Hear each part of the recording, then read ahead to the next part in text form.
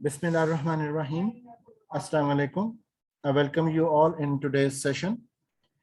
And today we are going to continue our discussion related to emotional intelligence. And the topic for today is related to anxiety. And Alison Woodbrooks is going to talk about that how to avoid anxiety. In that concern, we have to consider that anxiety takes place many a times during negotiations, and we have to see that how to avoid anxiety during negotiations. Remember that anxiety is a state of distress in reaction to a novel threatening stimuli, and we have to control our emotions. We have to control our inner stress so that we should be better able to negotiate with other people in effective and efficient way. The anxiety can also be leading towards creation of anger, and anger supports fight, whereas anxiety favors flight response. We also need to understand that patience and persistence are often desirable during negotiations.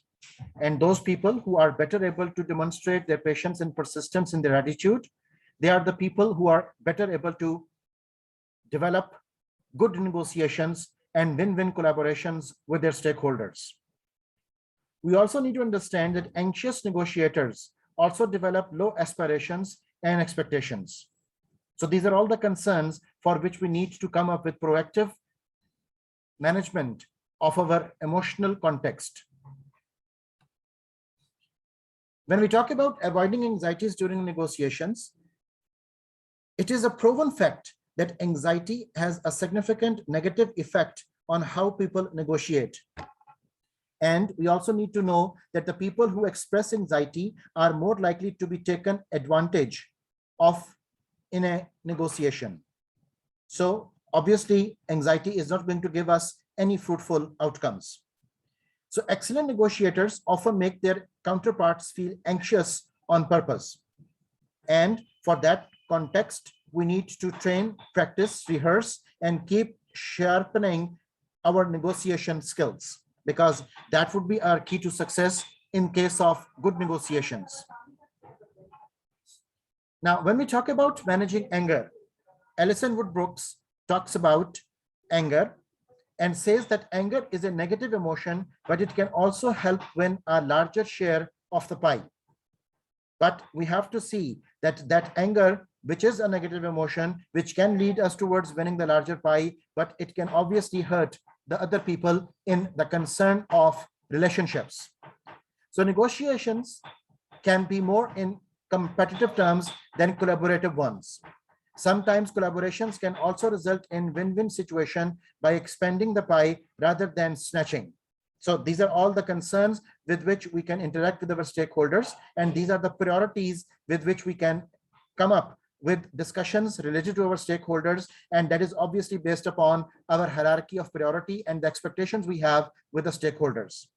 So anger often harms the processes by escalating conflict and biasing perceptions. So it is better that we should be avoiding the anger, because obviously it is not just going to hurt the relationships, but it would be also the cause of increasing our adrenaline secretions, which would eventually lead us towards stress, burnout, frustrations, and obviously anxieties. So remember that anger also reduces joint gains and decreases cooperation. Anger intensifies comparative behavior and increases the rate of rejection. Angry negotiators are less effective and efficient than natural ones.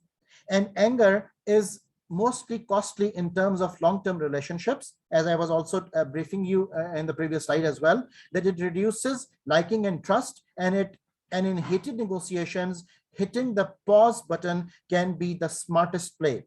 So we can give a pause, we can give a break, we can have some relaxing moments so that our anger should not be incorporated among our strength of relationships. And obviously that is going to weaken the trust and weaken the association we have with other people.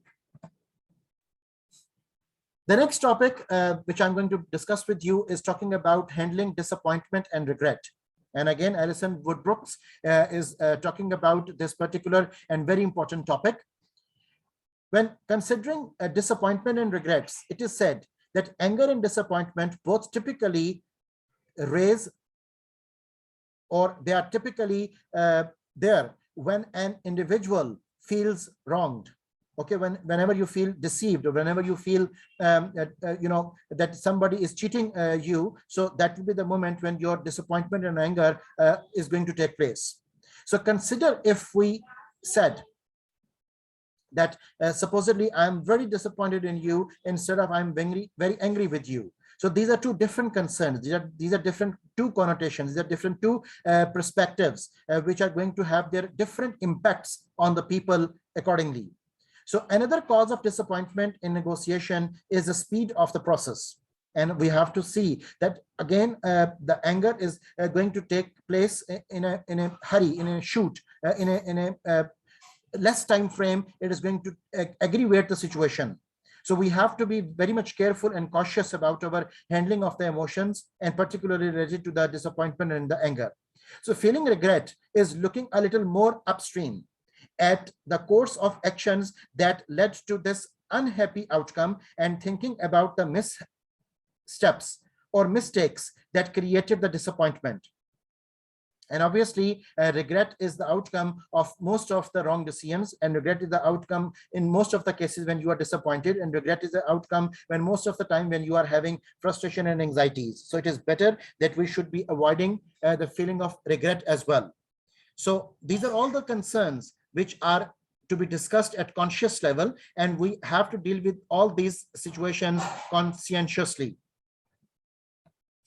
Now, when we talk about handling disappointment and regrets, there is one way to reduce the potential for regret is to ask questions without hesitation, because that is going to clarify the situation, clarify the point of views, clarify the perspectives. So it is better that we ask questions for our clarifications. Skilled negotiators use another technique to minimize the odds of regret, and that is the post-settlement settlement. In that particular concern, we have to sometimes agree upon certain factors which are there actually to guide our future course of action. And even so much so that some people would say that at last we agree to disagree. So preparation is a key to success in negotiations. One should be technically, professionally, first of all competent, and then prepared for the negotiations, for the agreements, and one should be well documented to come up with the right records, to come up with the right facts and figures. So preparation is the key to success in negotiations. Use the given questions and tips to plan ahead of each stage of the negotiation. Now, the certain tips which your author is advising, they include: number one, in the build-up stage, ask yourself certain questions, that how do I feel? Should I express my emotions? How might the people across the table feel? Are they likely to hide or express their emotions, or should I recruit a third party to negotiate on my behalf? So these are all the concerns which we should be asking to ourselves in the build-up stage. And during this build-up stage, remember, it's normal to feel anxious and excited. Try to avoid expressing anxiety. Expressing forward-looking excitement may help build rapport. And in emotionally charged situations, such as supposedly a divorce, consider having a third party, such as a lawyer, negotiate on your behalf, because many a times our emotions overwhelm us, and we will be not able to consider the pros and cons, the consequences of our decisions, and eventually we are going to regret afterwards. In the second phase, which is known as the main event, the certain questions which are to be asked are: number one, what things could happen that would make me feel angry? What things might I do that would trigger my counterparts to feel angry? And what might they do or ask that would make me feel anxious? So these are the concerns which I have to ask, or you have to ask to yourself in the main event when it is taking place. And remember, during these questions, be careful about expressing anger. It may extract conscious effects, but harm the long-term relationship. Avoid angering your counterparts. They are likely to walk away. And obviously, preparing answers to tough questions is critical for staying calm in the moment. And by the way, when we are expressing our anger, remember the tone of voice, the pitch of voice, the words we are going to utter. These are all the things for which we have to remain conscious. Because if we don't remain conscious and we don't remain conscientious, they are going to cause and hurt the feelings of the other party. And obviously, that is not going to be ending into a beneficial outcome. In the next context, the next phase, which is taken up as or titled as the final stage, the few questions which your author is advising to be asked to yourself are that what are the possible outcomes of the negotiations? What do I hope to achieve? How do I expect to? What do I expect to achieve? And obviously, how would those outcomes make me feel? Should I express those feelings, and to whom? How are my counterparts likely to feel about the possible outcomes? So these are all the precautionary questions which we should be asking to ourselves about the outcome. And when we are asking these questions to ourselves, remember a few things always, that to reduce disappointment, outline clear aspirations and expectations and adjust them throughout the negotiation. Also remember, when you feel pleased about an outcome, it may be wise to keep it to yourself. And obviously, the best negotiators create value for everyone, claiming the lion's share for themselves, but making their counterparts feel that they too win. So we have to create an environment in which the other party is going to feel like win-win.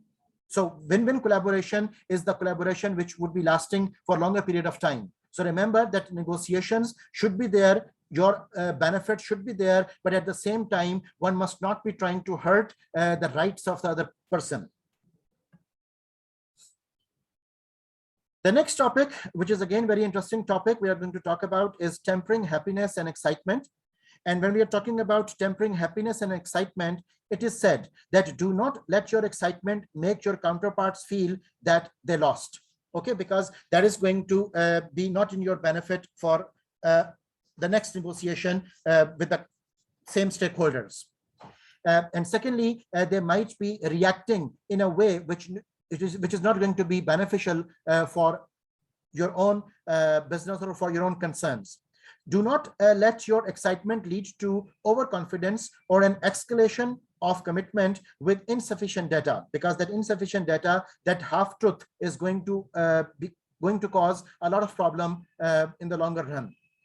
So negotiating requires some of the same skills that playing poker does: a strategic focus, the imagination to see alternatives, and a knack for assessing odds, reading people, understanding others' positions, and bluffing when necessary. So these are all the things like which will be taking place during the negotiation, and one should be careful about dealing with such instances. And remember that whatever techniques and tools and strategies you're going to adopt, your opponent is also equipped with such tools and techniques, and they may also be applying such things upon you.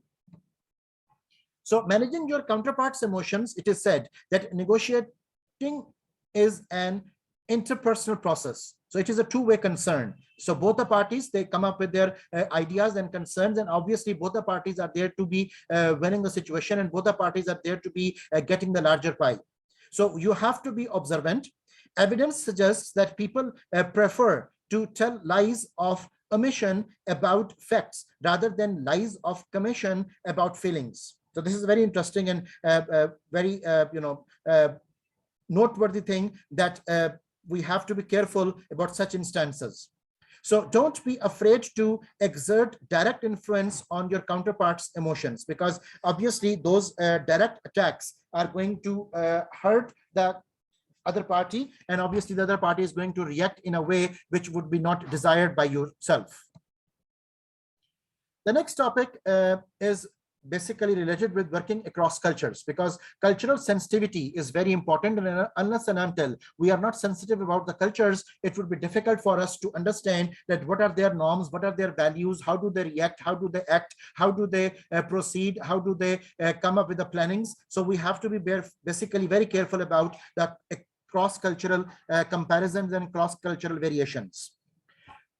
So when we focus upon culture and emotions, it is said that natives of a culture have the ability to quickly read another person's emotions, because when you are in their part of the place, when you are there with them, basically they'll be better able to manage you. So remember that the cultural context is sometimes very important to understand and very important to implement.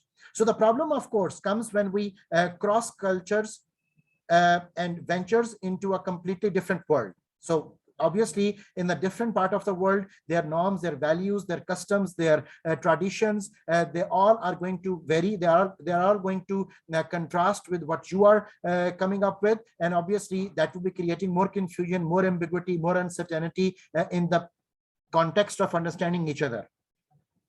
So treat emotions like another language.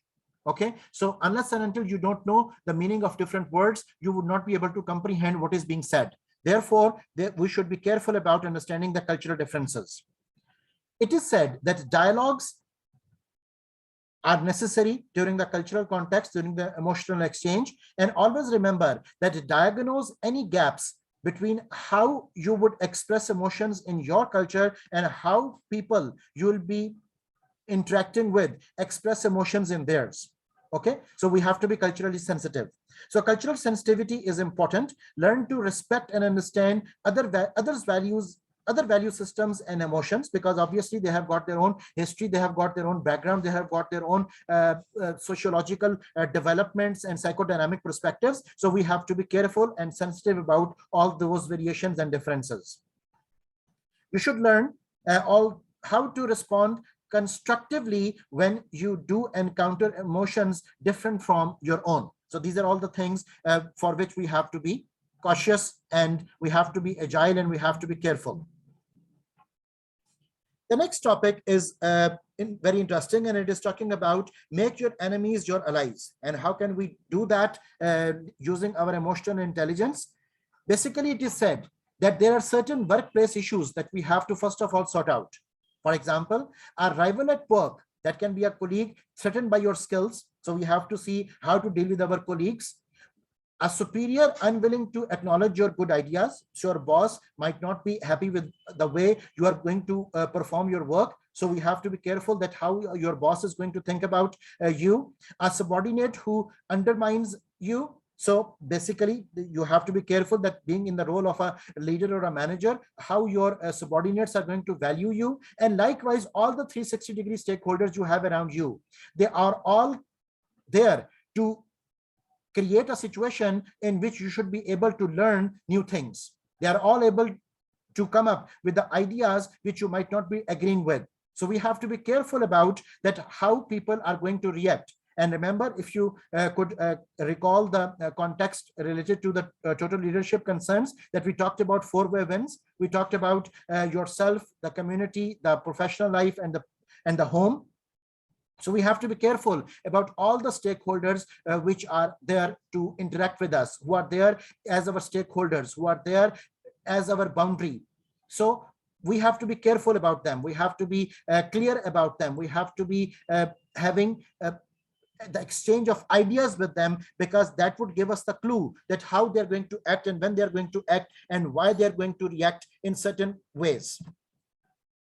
So you have to come up with certain context of development. For example, your author says that turning your adversities into your allies, and how you're going to do that. Your author is coming up with the context of the 3 R's. For example, you have to come up with the redirection, you have to come up with the reciprocity, and you have to come up with details related to the rationality, because these are the 3 key words, the magic words, the recipe for our interaction with the other people, to make their focus on the points where you want them to be focused. And particularly, these are the three things: the redirection, the rationality, and the reciprocity, with which you are better able to come up with the ideas which are constructive, which are beneficial, which are going to create a two-way win, the four-way win, or all-way win among the stakeholders.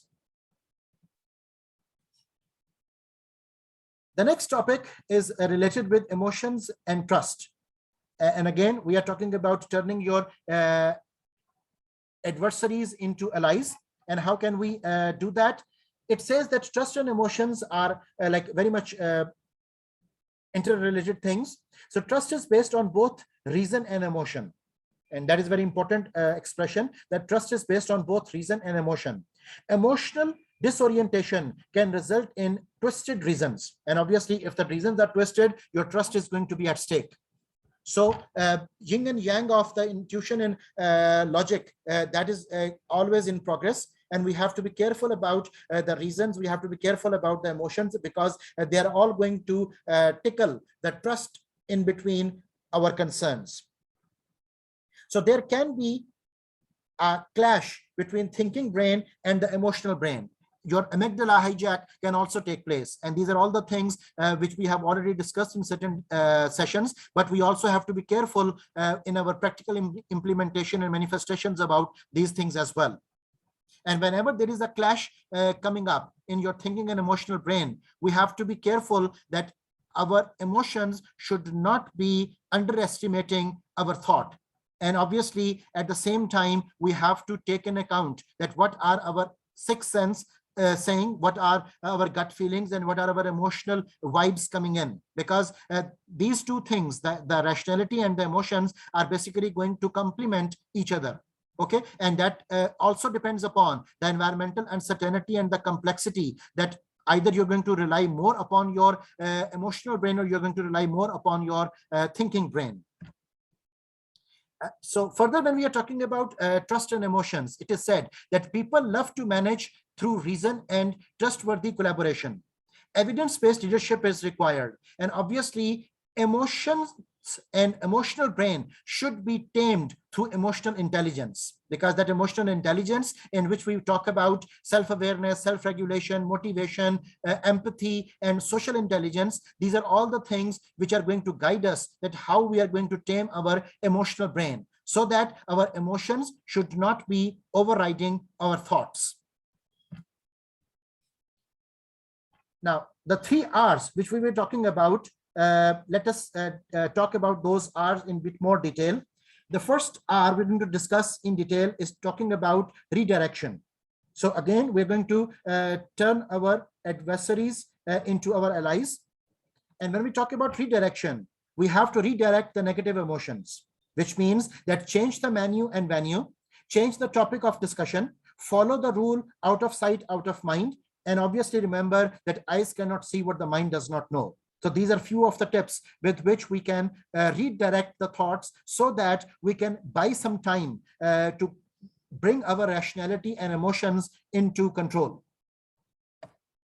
So redirection, when we have to focus upon this expression, we have to create a discussion of mutual interest, or causally portray a source of tension, or particularly we have to be particular in creating initiative in a more favorable light. Okay, so that we can persuade the other person, so that we can call the trust of the other person in, so that we can win the favors of the other person. So we have to be careful about our initiatives. Okay, and we have to create an environment in which the other party is also going to feel that they are going to have a good outcome.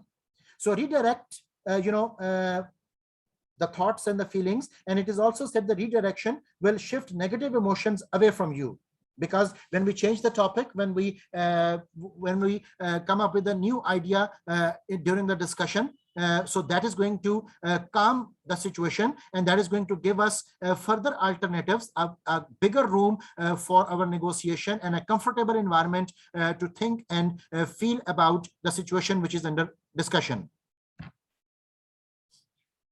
When we talk about reciprocity, it is said that Give before you ask, because that is the right way of dealing with the people. Focus on relationship building rather than doing transaction, because transaction-based relationships are not long-lasting, and that obviously are most of the time built upon only the outcomes, not the relationships.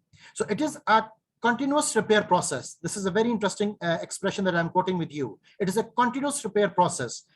In our routine life and in our professional context, we always have to be continuously in a state of change, and we are always continuously in a state of repair. Okay, because that repairing is basically related with our context of bringing about the desired outcomes, and those outcomes are important to us because we are going to have a good outcome, a good relationship, a good perspective when we are in a context of repairing rather than putting blames and getting claims. Another important thing that we need to understand is make things easier for other person. Okay, although you are focusing upon your gain, although you are focusing upon during the negotiations your outcomes, although you are always trying to be in a win-win situation, you want to have the bigger pie, but at the same time don't cheat, at the same time don't bluff, at the same time don't make the things harder for the other people so that they should be thinking bad about you or feeling bad about you. So reciprocity is a very natural phenomena, and one way or the other, you would get the concerns of the other people towards you. So try to gain visibility, credibility, and connections. Fulfill the other person's needs and reduce pain points, and distribute benefits justly and fairly, because that just behavior is going to create your goodwill, and that just behavior and the fair treatment is also going to build up your repute so that you'll be better able to negotiate with the other people as well in the future based upon your past experiences and based upon your past word of the mouth. The next R, which we are going to talk about, is related to the rationality.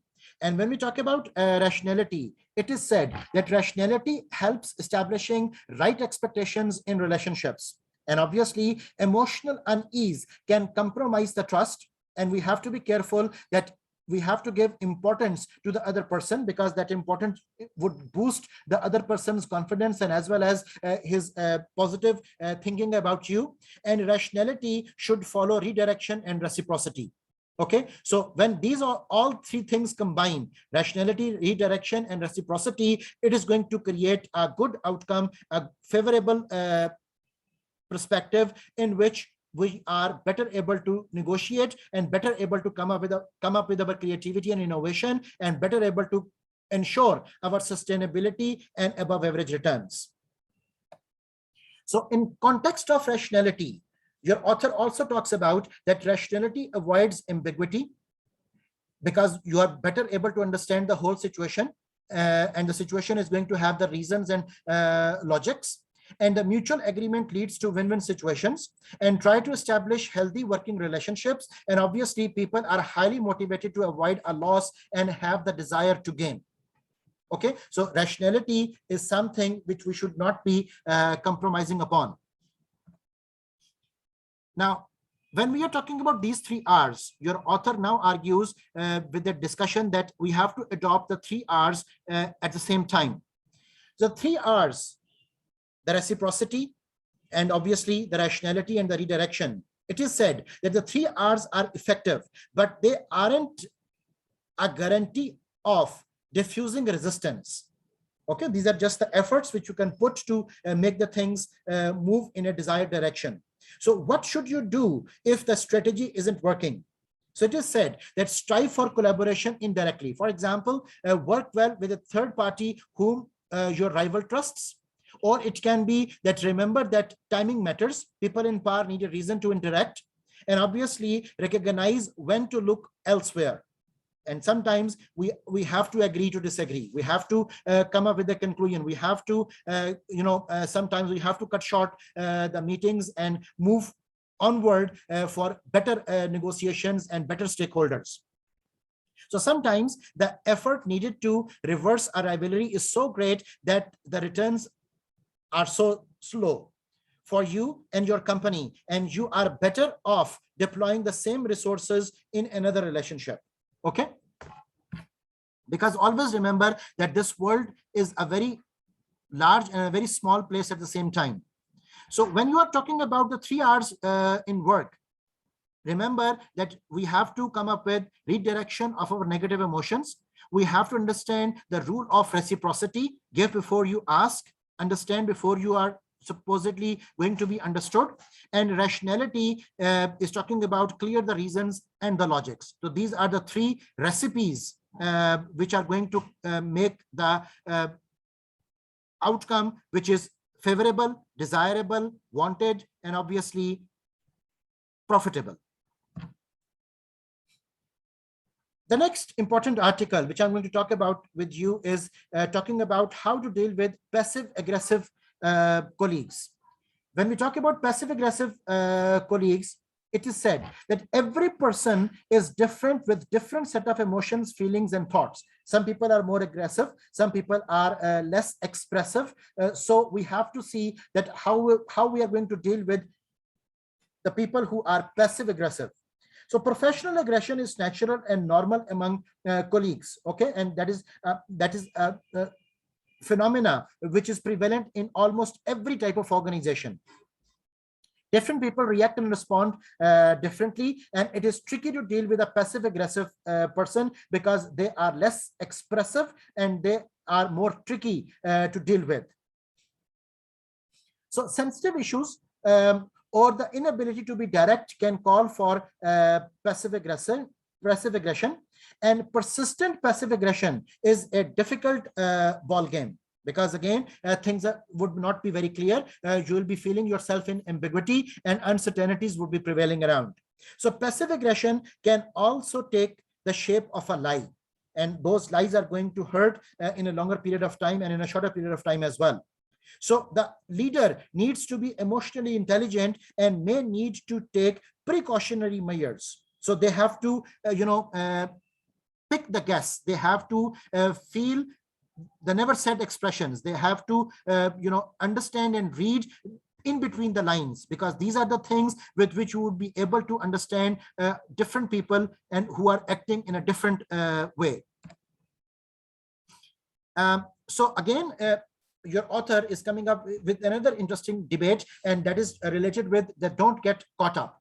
And when we talk about this expression, we have to be emotionally intelligent and we have to control our anger and negative reactions. We have to learn to tackle every situation calmly with iron nerves. We have to be very careful about blaming others, because that can be a reason of people's anxiety. And obviously, short temper gets the total blame. So we have to be careful, we have to be cautious, and we have to be emotionally intelligent. Because if we are not in a right state of mood and right state of emotions, and our rationality is not taking place with its due importance, so we'll be obviously at a loser side. So emotional intelligence concern is talking about that responding in an emotional way will likely leave you looking like a fool. Okay, and one should not be in the context of such situation. So remember that we have to control our emotions. We have to come up with emotional labor. Okay, because emotions are not something to be shared and disclosed to everyone. Okay, so weak moments, every person can have weak moments. So weak moments exploit you the most, and one should be very much careful about those weak moments, because they would not give you the next chance. And obviously, you have to prove yourself to be the bigger person, the person with more patience, the person with more persistence, the person with more emotional intelligence.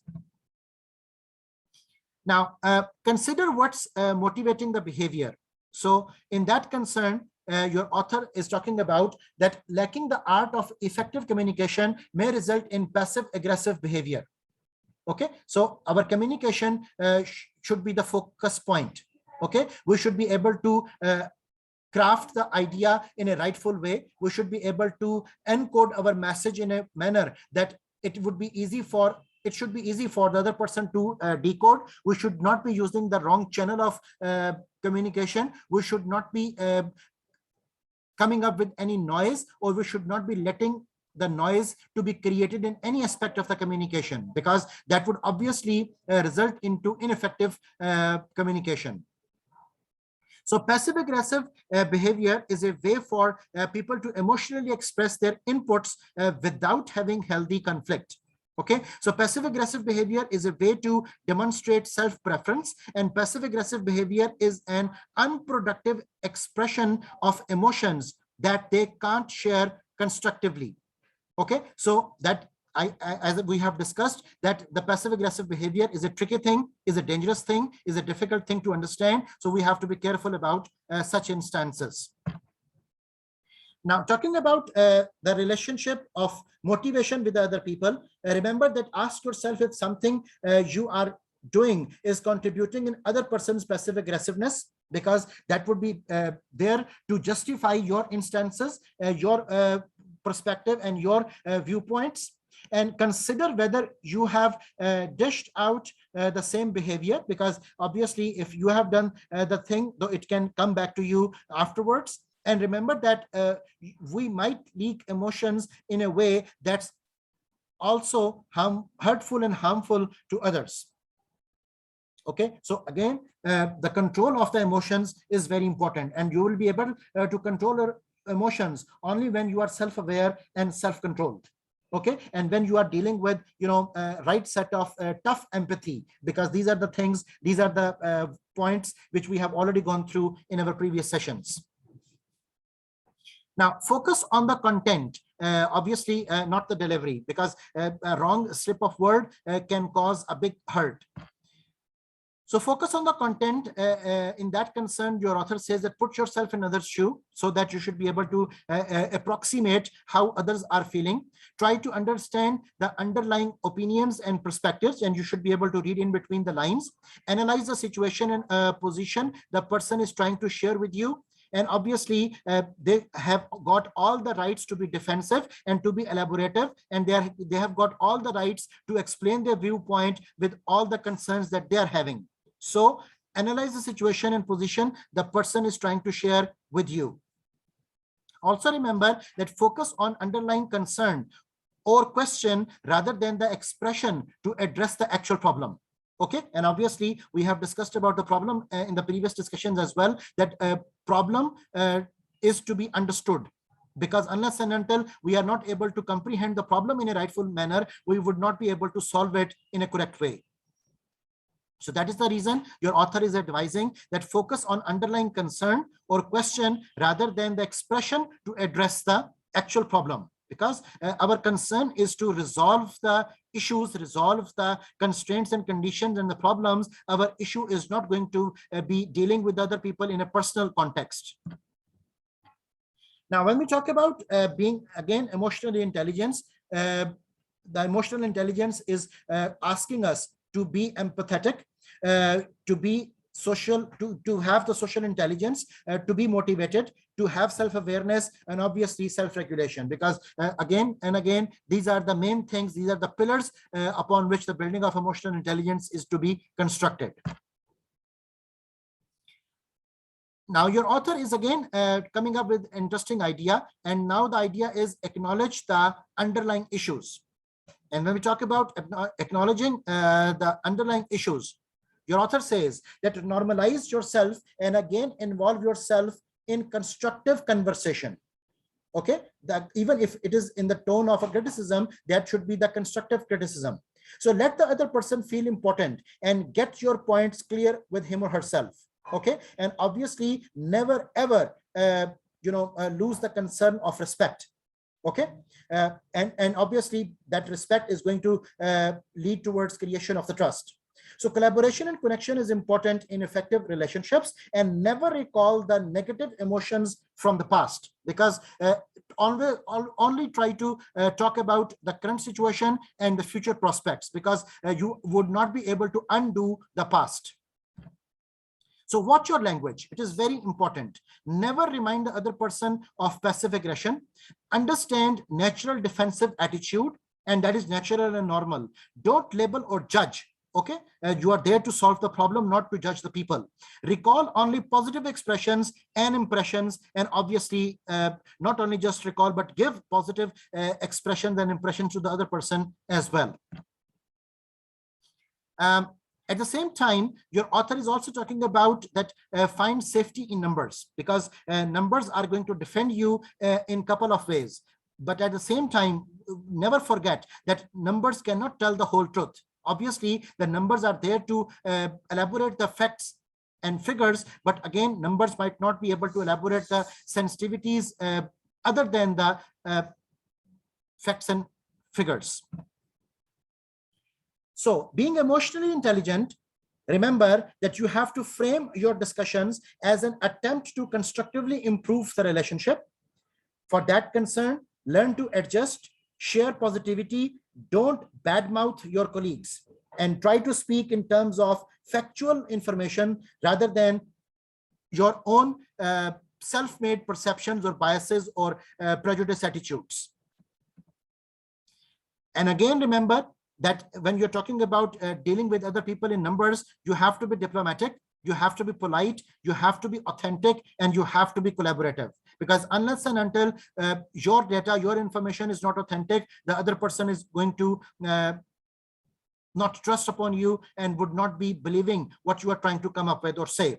So you have to be diplomat as well, so that it is like in a manner that the communication taking place should be in a manner that you are better able to communicate and elaborate your point of view.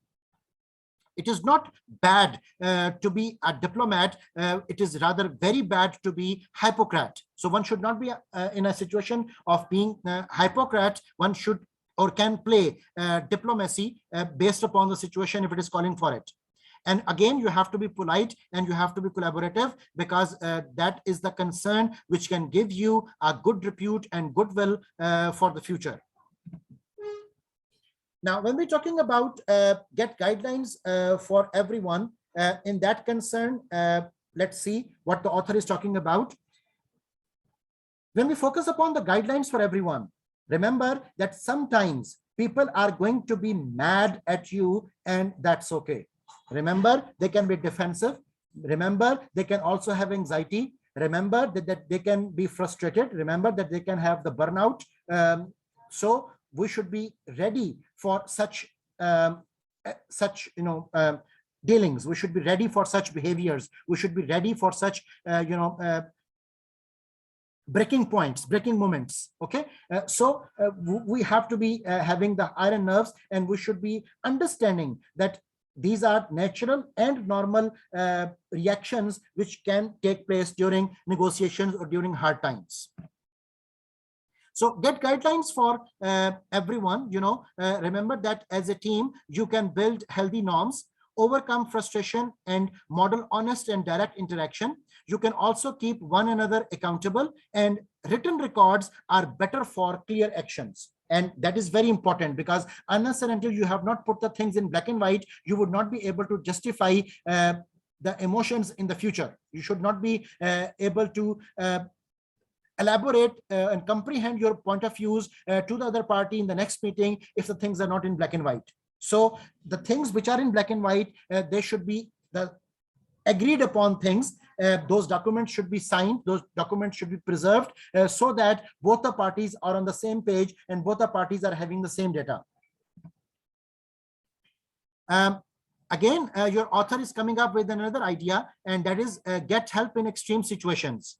And when you talk about extreme situations, it is human psychology that is a very complex phenomena. And human psychology is complex mix of behaviors and concerns. And obviously that psychology is going to not only have the behaviors, but it is also going to have the cognitive aspects, the affect outcomes, and obviously so many interactions in the neural networks which are taking place, which are going to create a very complex and deep-rooted phenomena and deep-rooted concerns. So in that relation, remember that seek help from seniors in case of conflict and confusion.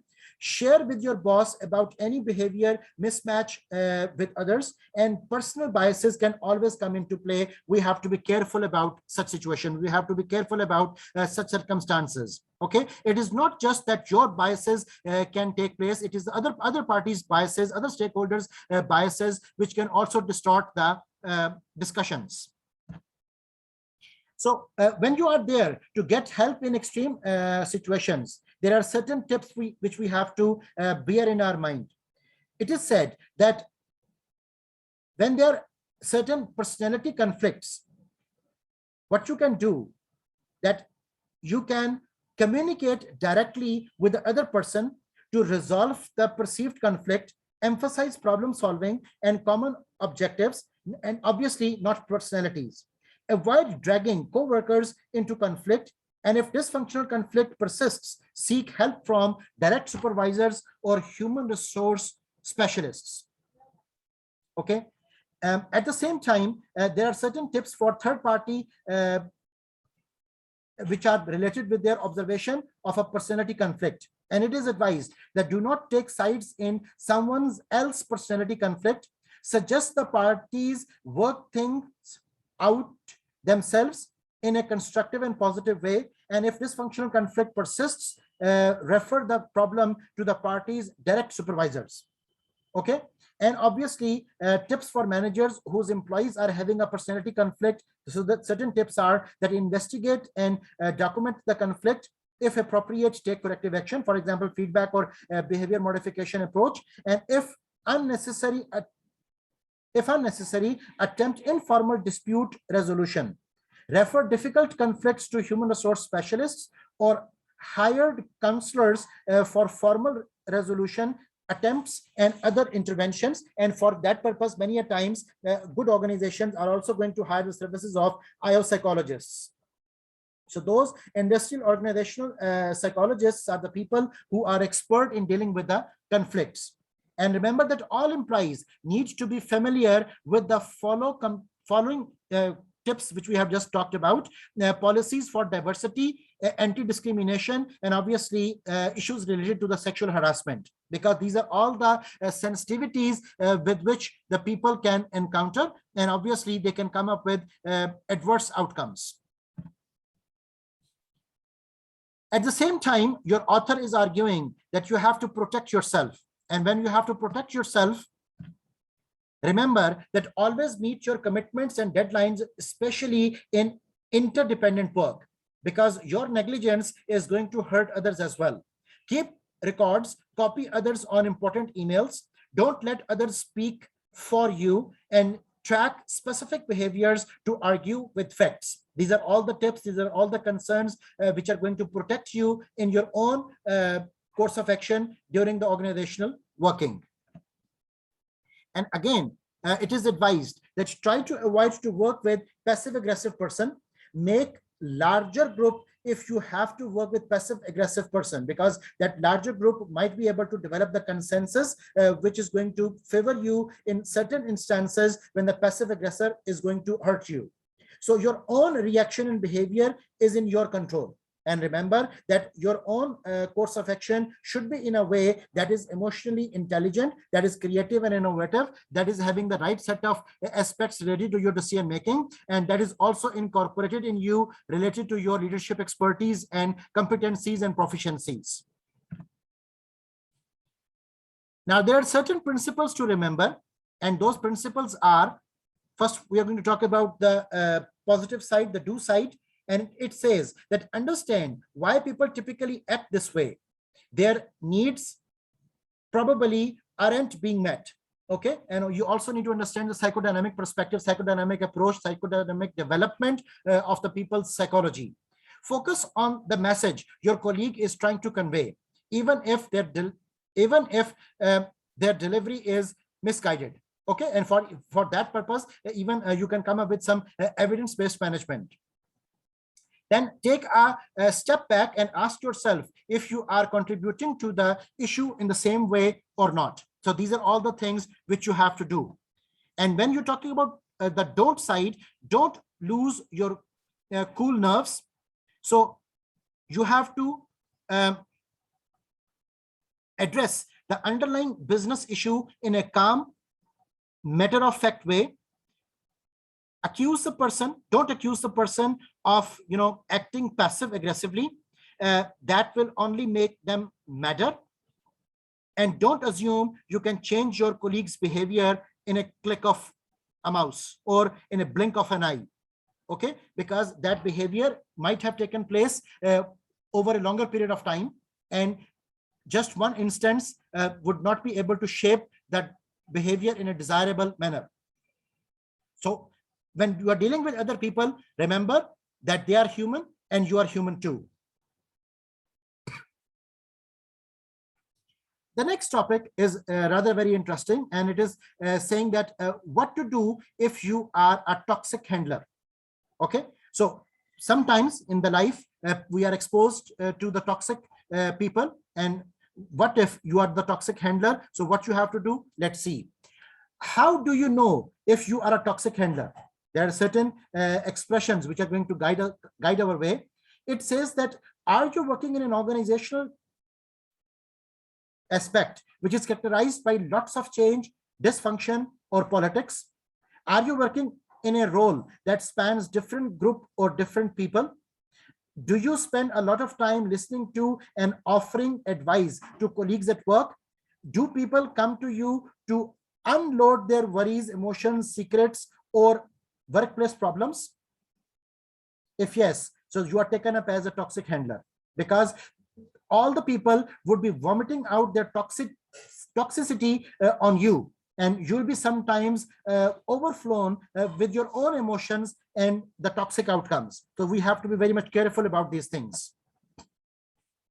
As it is always said that everybody likes to load a willing horse. So if you are a willing horse, remember that you're going to bear the burden of the other people as well. So how do you know if you are a toxic handler? It further comes up with certain ideas. It says that, do you have a hard time saying no to colleagues, especially when they need you? And one must learn the art of saying no, because sometimes if you are overburdened, if you're overstressed, if you are coming up with excuses all the time, that you are not able to comprehend the people in the rightful manner, so that is going to cause a big hurt. Okay, so remember that the art of saying no is not bad. The art of saying no is going to save both the parties from conflicts, from hurtful circumstances. So when you are considering yourself as being a toxic handler, do you spend time behind the scenes managing politics and influencing the scenes so others are protected? Do you tend to mediate communication between a toxic individual and others? Are you that person who feels compelled to stand up for the people at work that need your help? Or do you think of yourself as a counselor, mediator, or peacemaker? If these are all the things associated with you, if the answer to these all questions is yes, so you are taken up as a toxic handler. And mind you, being a toxic handler might sound like a good phenomena, might sound like that you are there to protect the humanity and save the people from emotional distress. But remember that you might be doing all that at the cost of your own life, cost of your own happiness, cost of your own self. So what you have to do, you have to reduce the symptoms of stress. So symptoms of stress would be reduced. You can have the stress relief when you are mindful. Okay, so if you could remember our discussion related to the mindfulness, we have to come up with meditation. We need to come up with enough sleep. We need to come up with healthful eating. And obviously, we have to exercise. Okay, so these are all the positive aspects which can bring your body into shape, and which is going to cause you to be able to absorb the toxicities of the other people in a better way. Okay, because it is sometimes said that a healthy mind is in a healthy body. And if you are compromising on your health, if you're compromising on yourself, obviously in the total leadership exercises, we also discussed that that would be causing the trouble to other stakeholders as well.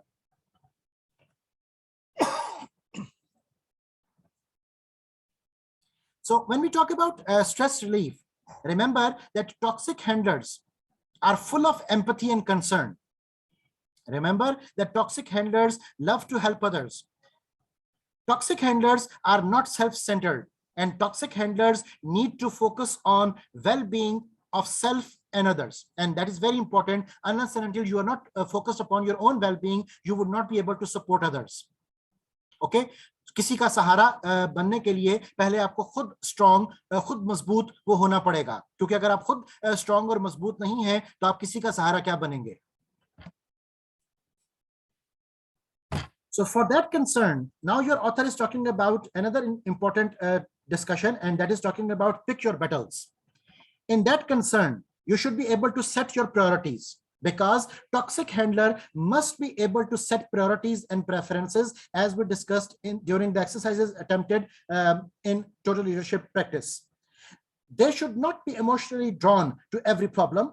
Find out self-managed people and find out where your contribution was not effective and stay away from those interactions. And these are very effective tips that I'm sharing with you.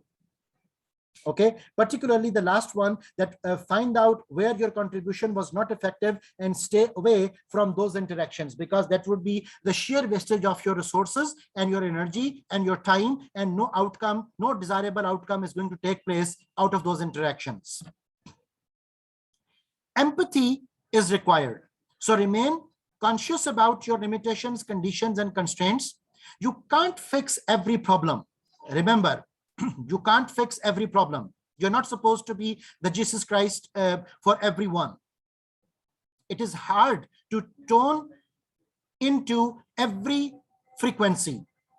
Okay, so you should be able to match your own frequencies, and you should be able to know your own frequencies which are to be communicated and which are to be received. Then remember that self-awareness, self-regulation are important constructs along with social intelligence and motivation. In the whole discussion that we have done so far, a very important expression is that we should be able to learn to say no.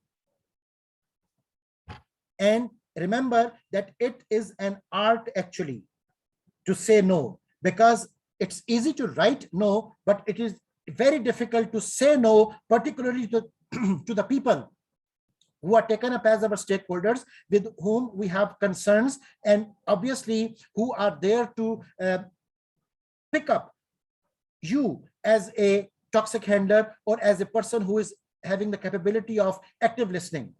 So learn the art of saying no.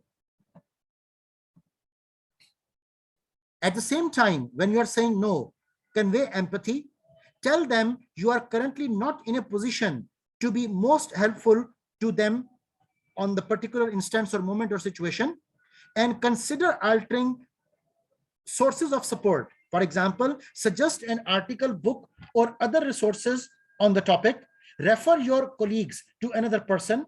Motivate the person to develop self-renewal capability, because again, remember, you cannot have all the answers of all the questions. You might not be there to solve every problem. You might not be there to come up with every cure.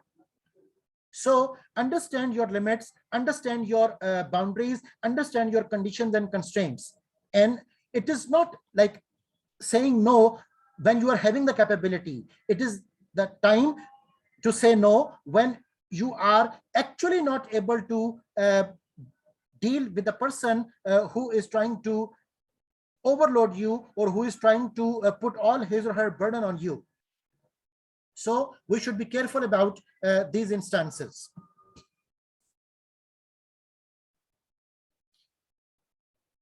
Let go of the guilt. That is another important phenomenon, because many a times when you are saying no, and when you are a toxic handler, when you are dealing with the people, when you are trying to be empathetic, when you're trying to be having the self-awareness, self-control, sometimes the guilt can always pop up. Okay. So when you are there to deal with the guilt, remember, it is hard to say no, and it is even harder to come out of the guilt after saying so. And this is a very interesting phenomena, and you might have witnessed this thing a couple of times in your own life as well. So let go of the guilt in that concern. Recognize that conflicts are often better solved by the parties directly involved. Question whether you are truly the only one that can help in a particular situation. Okay, because as I discussed in the earlier sessions as well, there was an expression that there is a sin in sincerity. So we have to be careful about these things. Question whether you are truly the only one that can help in a particular situation or not. By saying yes to more, you are dividing your energies and focus, and you might not be able to set your priorities because your energy and your focus might be needed by someone else in a bigger amount as compared to your own self, as compared to someone else who might not be in a hurry, who might not be in a bigger problem or situation.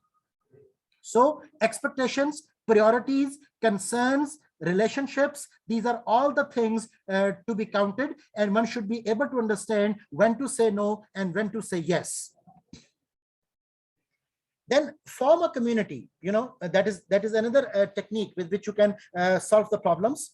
And when you're talking about forming a community and to come up with the concern of dealing with the people like a toxic handler, try to create synergy by working with other toxic handlers. Like-minded people can generate better results. And remember that you can also identify Paul to went to, and you can create a formal group that comes together regularly to share their experiences. So these are all the tips, these are all the concerns and strategies and perspectives in which the sharing thing can take place, and out of that sharing you will be able to reduce your own burden. And remember that more people can create the synergy.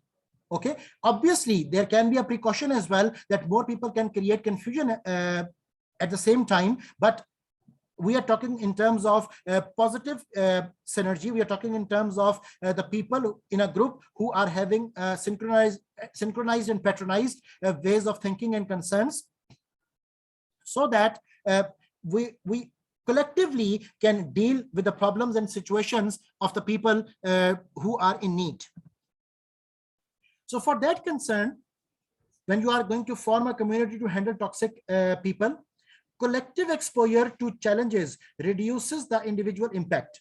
Focus on creative problem solving and advice, and consensus can act as buffer between problems. Okay, so when more minds are there, when more hearts are there to feel, when more minds are there to think, you will be better able to solve the problem, and you will be better able to come up with more alternatives so that the concern of the people can be adjusted and digested accordingly.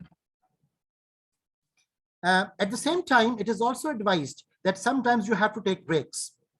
So remember that change and novelty is necessary for everybody. Okay, so break in the working hours, break generally for your outings and for your recreation. These are important aspects because that is going to give you a relief from your own stress and strain, and that is going to give you a relief from your own anxieties and burnouts, because that is going to give you relief from your own frustrations and issues to deal with the people in a more effective and efficient way.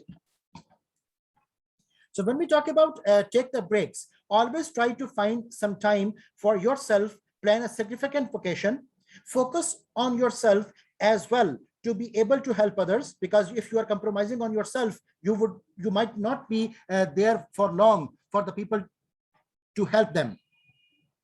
Consider giving yourself a mindful and mental health day of work, and understand your limits as well. And those limits can be psychological, those limits can be physical. You have to be careful about yourself. You have to be careful about your conditions and constraints.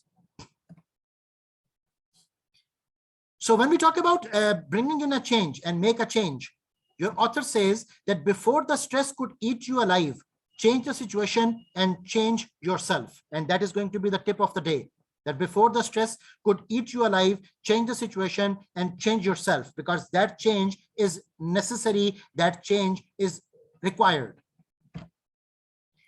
So when we're dealing with toxic handlers, what to do?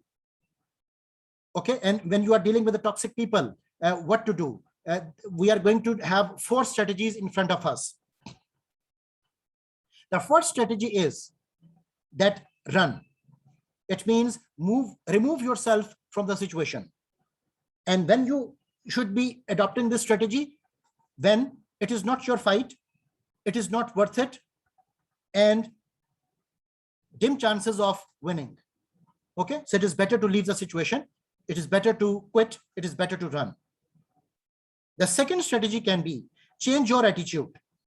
And when you talk about changing your attitude, remember that this strategy can be taken into account when you have preconceived notion, you have had a previous bad experience, or you have negative feelings. So that is the time when you have to change yourself. That is the time when you have to change your own attitude instead of trying to change the other person.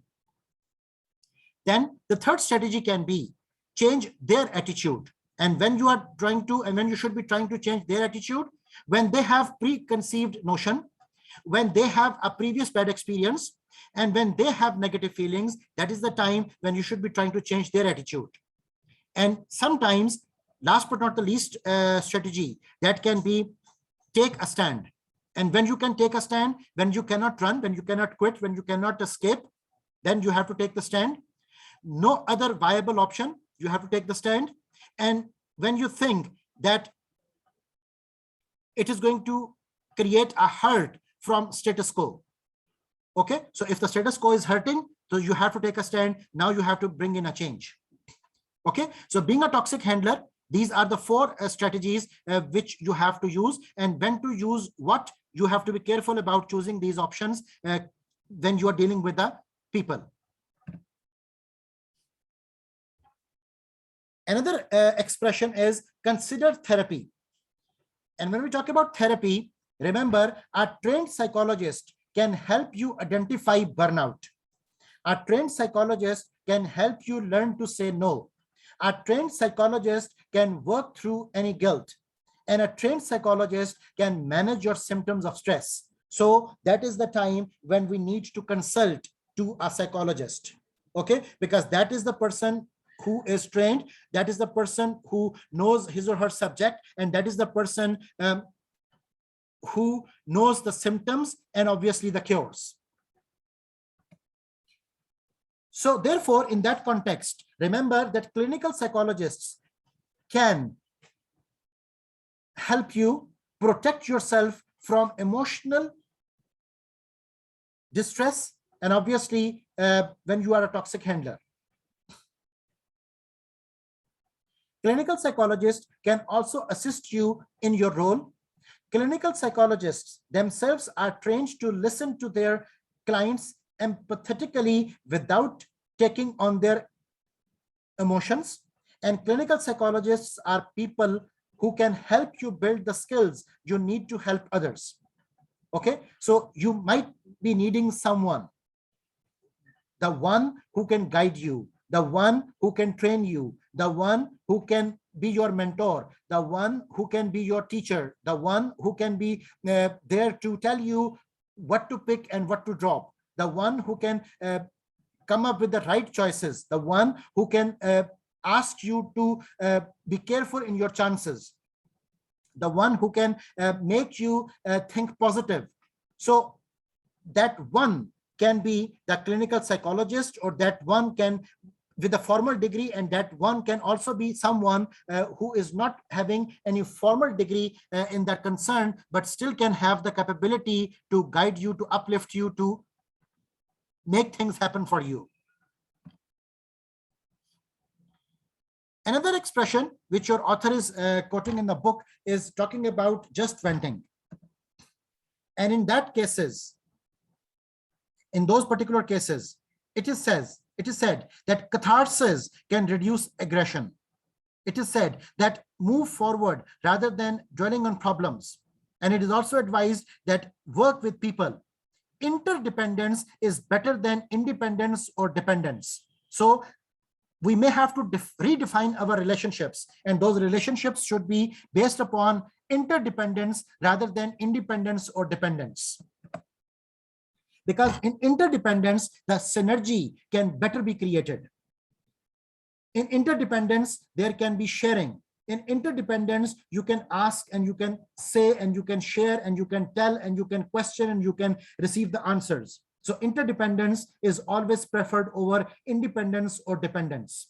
So going to your boss or HR, sometimes when you talk about interdependence, it is said that the role of the toxic handler is to offer under-recognized or under-appreciated in organizations. Okay, so that role is not something which is formally announced. So many firms are unlikely to intervene in a toxic situation on the behalf of the handler. And toxic handlers are critical to the emotional well-being of organizations. And toxic handlers must learn the art of emotional intelligence. And who are those people? They are technically those people who are expert in human resource management perspective. And the human resource people who are also sometimes industrial organizational psychologists, they are the people to come up with more intelligence and more power to negotiate with the people in a rightful manner. So remember that the people who are professional and who are there to come up with right set of skills, who are trained, are the people who can guide better ways in which you can become a smarter toxic handler.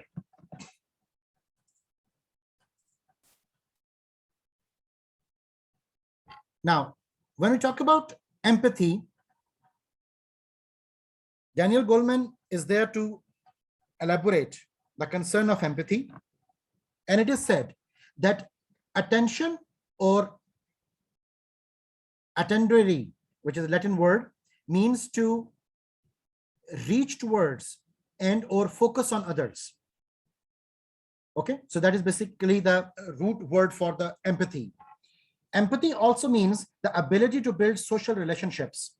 Empathy is one of the basic pillars of emotional intelligence. In terms of executives, when they're there to use empathy, it is said that executives who can effectively focus on others are easy to recognize. They emerge as natural leaders regardless of organizational or social rank, and they are much appreciated and regarded as authentic. Okay, so we can see comfortably that empathy is something which is going to give us a sound knowledge and a sound base for interacting with the other people in rightful manner. There is a concept known as empathy triad. And in empathy triad, the three distinct kinds of empathy, each important for leadership effectiveness. And they are, number one, cognitive empathy, which means the ability to understand another person's perspective. Then there is emotional empathy, the ability to feel what someone else feels. And empathic concern, which means the ability to sense what another person needs from you.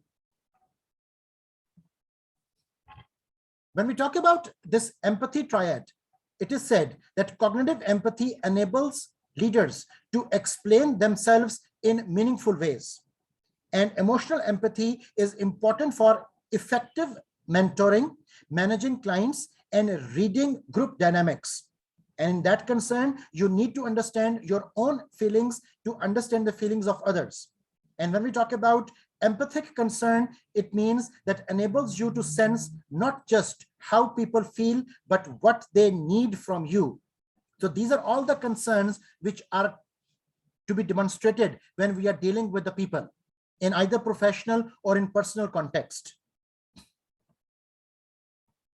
So when empathy needs to be learned, it is said that emotional empathy can be learned. There are certain trainings, there are certain exercises which can make us think more empathetically. Okay, so that can be learned phenomena.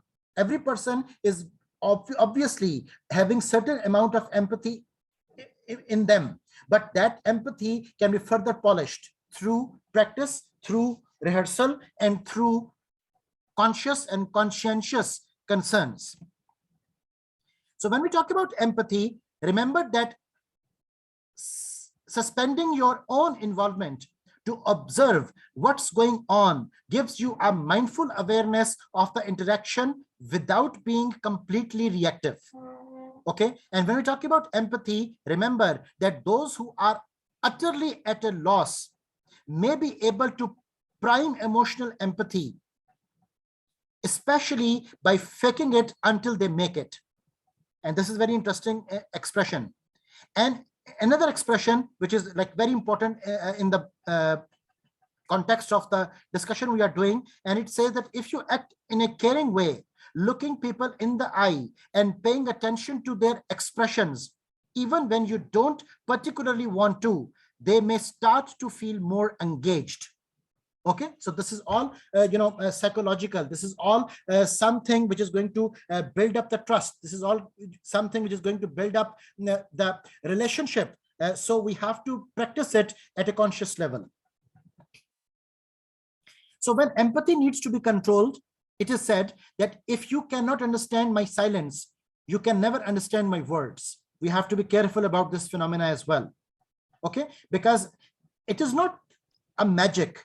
Like it is not something like which can be calculated on a calculator. It is not something which is going to have a chemical formula. We have to be careful. Empathy can be in silence. Empathy can be in words. It depends that what we have to use and when we have to use. So when you talk about empathy, we must control our impulses to emphasize when making decisions. We feel others' pain by brain signals. We should be able to feel, and that feeling should help us understand the person's perspective from heart to heart.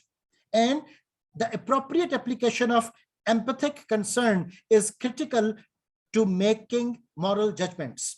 Okay, and this all happens actually because when we have a relation, when we have a concern, so these waves do travel from heart to heart. These waves do travel from eye to eye. These waves do travel from mind to mind.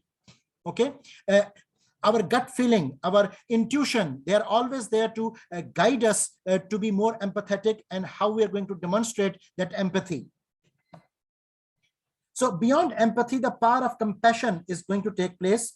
And when we talk about power of compassion, it is said that the three kinds of empathy are important to emotional intelligence. The first one is cognitive empathy. And when we talk about cognitive empathy, that is the ability to understand another person's point of view. When we talk about emotional empathy, that is the ability to feel what someone else feels. And when we talk about empathic concern, the ability to sense what another person needs from you. So these are the concerns which we have to focus upon. In relation with compassion, remember that you feel distress when you witness someone else in distress. It's kind of love that a parent has for a child. And mindfulness also cultivates compassion. That is important to understand. And that is the reason that we talked about mindfulness exercises, because those mindfulness exercises are going to cultivate the compassion for us.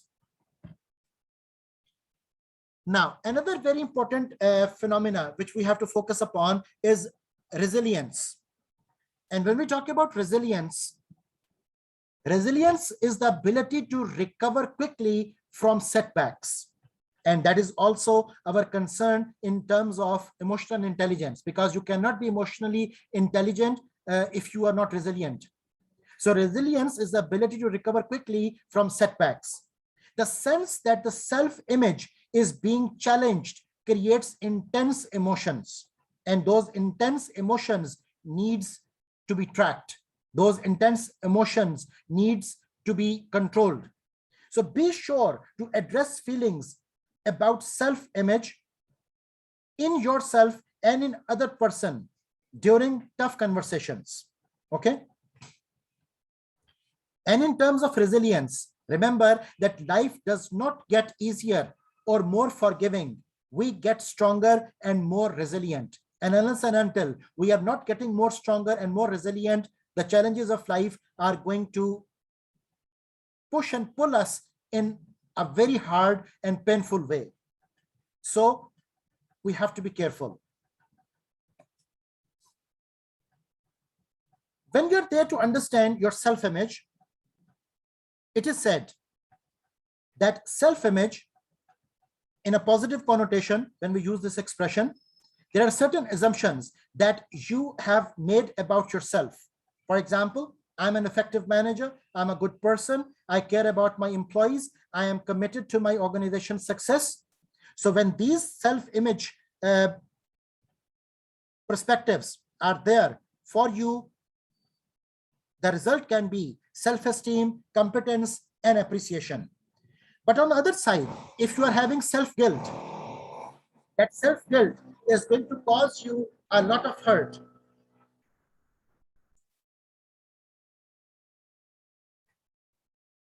So when self-image is a negative connotation, then you are going to have the guilt. The assumptions that you have made about yourself can be, I'm a failure, I'm a bad person, I hate my employees, I am not contributing to my organization's success. And the result would be that you'll be feeling incompetent, uncaring, or disloyal. So it is your choice that what you want to feel and how you want to feel. And it is important for you that you should be boosting your self-esteem. You should be boosting your self-knowledge. You should be becoming more self-aware and self-controlled. And obviously, at the same time, you should be having the courage to say that, yes, I can do it. So when all these things are there with positivities, with energy, with zeal and zest, you'll be better able to decide for not only yourself, but for the others as well.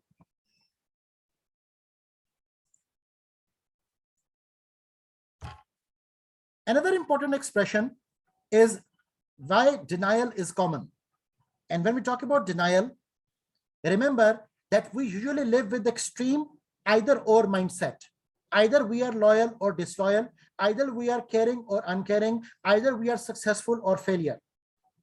And remember that in between these extremes, there is a big area, there is a large spectrum which can give us many more options and many more avenues to decide for our own self.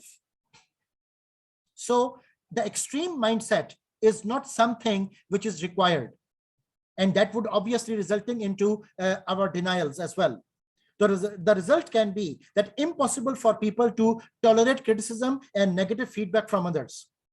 We would not be able to normalize ourselves. We would not be able to comprehend our life in a better way, in a healthier way.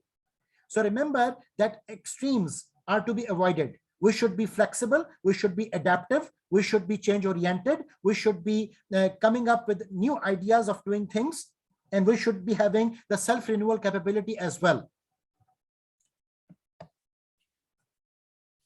Steve Jobs came up with a very interesting idea. He once said that we are here to put a dent in the universe.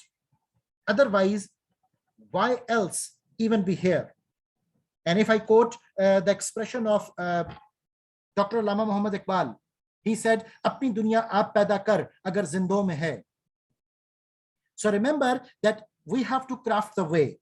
We have to find out the reasons. We have to come up with the logic. We have to prove our existence, and we have to prove our importance as well.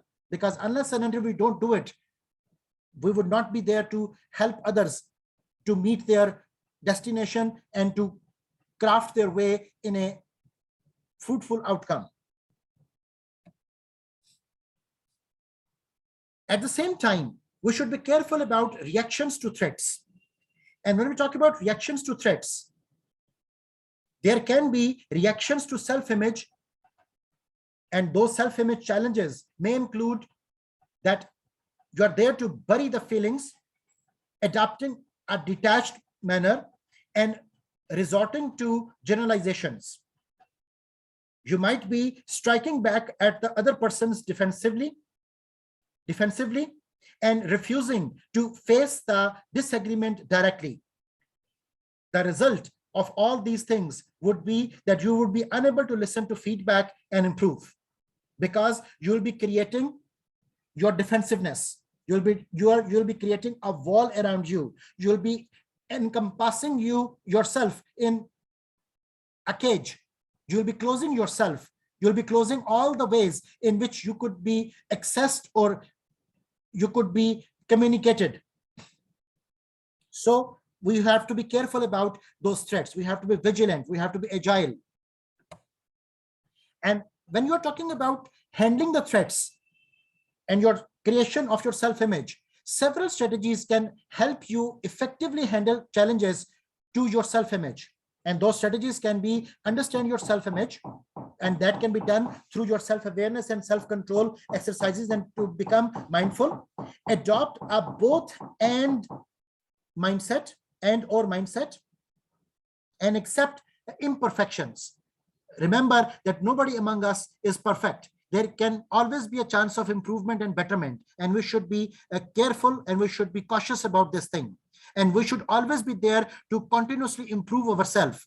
हमारा हर आने वाला दिन गुजरे हुए दिन से बेहतर वो होना चाहिए. At least we can try. At least we can try. So how to respond to criticism? Another important discussion related to emotional intelligence. We are going to start. When we talk about criticism, it is said that to avoid criticism, do nothing, say nothing, and be nothing. And many a times, let the things settle at their own pace. And when things settle at their own pace, it would create an easier outcome for us. Now, talking about the criticism, it is hard to give face and accept criticism openly and constructively. And remember that criticism can overpower you, but it can be controlled. And how it can be controlled? Acknowledge and set aside your feelings, recognize the feelings, label them as feelings, and put them aside so the noise doesn't crowd out our hearing. Look beyond the delivery of the criticism, avoid confusing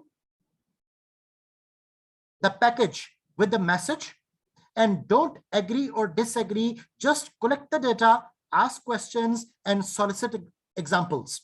So these are the typical expressions, typical ways with which we can deal with criticism in a more powerful manner. And remember that surprise criticism is useful information about how someone perceives you. Okay, and that might be a time to find out the strength of the relationships as well. Now, for that concern, you have to cultivate resilience in tough times. And when you have to create resilience in tough times, remember that resilient people possesses 3 defining characteristics. And those 3 defining characteristics are, number 1, they coolly accept the harsh realities facing them. They find meaning in terrible times. They have an uncanny ability to improvise, making do with whatever is at hand. Okay, so these are the golden rules with which the people can become more resilient, and particularly when they are able to find meaning in terrible times, when they are able to keep their focus constant, when they are able to remain calm during the hardships of life. So to cultivate resilience, apply these practices. The first practice is face down reality instead of slipping into denial to cope with hardship. Search for meaning.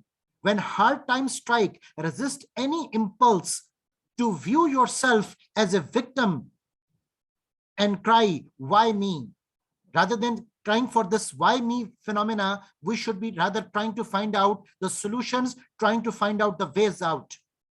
And obviously, continually improve. When disaster hits, be inventive. As I just quoted the sayings of, in a poetic expression of Dr. Muhammad Iqbal, that apni dunya aap paida kar agar zindon mein hai. So that can be the rule of life, to be resilient. That can be giving us the courage to fight the way. That can be giving us the courage to find out the strategies, the alternatives, which are always there to overcome the downfalls, the problems, the issues, the ordeals we have in our lives. So we also need to come up with practicing self-compassion. And when we are there to practice the self-compassion, remember that why can't we treat our own self the way we treat our best friend during times of trial and ordeal? That is very important expression. Actually, I love this expression, that we are there with all the sincerity for the people. We are there with all the compassion and empathy for the people. Why can't we have that sincerity and compassion and empathy for our own self?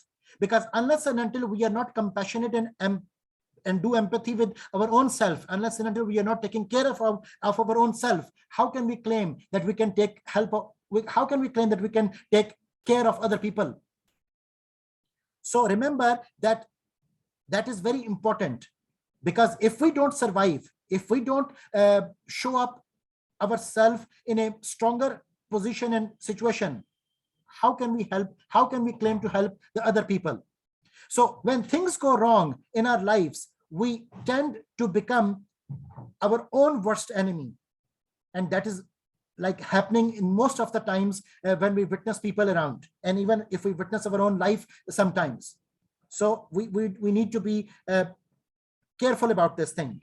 Self-compassion is consistently correlating with measures of emotional well-being, such as optimism, life satisfaction, autonomy, and wisdom, and with reduced anxiety, depression, stress, and feelings of shame. Okay, and we have to be careful about these things, and we have to practice that self-compassion, because if we don't practice that thing, we'll be losing our energy. We will be compromising on ourselves, not only in terms of our physical existence, but also in our psychological context as well.